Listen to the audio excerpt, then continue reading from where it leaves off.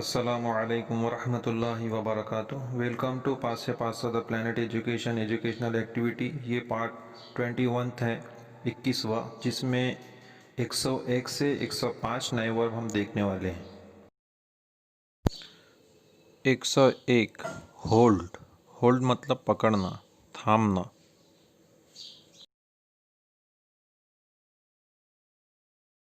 102 पे। पे मतलब अदा करना। मसलन हमने कोई चीज़ ख़रीदे तो उसकी रकम अदा करना, पैसे अदा करना।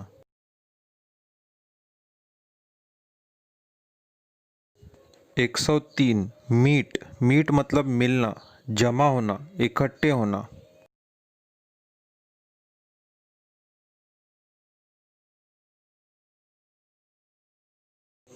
104 लूज़ या लॉस।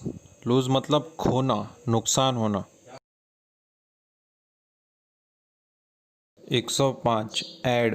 ऐड मतलब मिलाना, जोड़ना, शामिल करना, इजाफ़ा करना, जमा करना।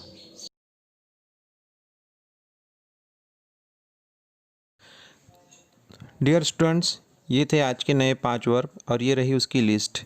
इस फ़हरिस्त में से पाँचों वर्ब को अपने नोटबुक में अच्छी तरह से लिख लीजिए और इस तरह के तालीमी एजुकेशनल वीडियोस पाने के लिए मेरे इस चैनल को ज़रूर सब्सक्राइब कीजिए। अल्लाह हाफिज़।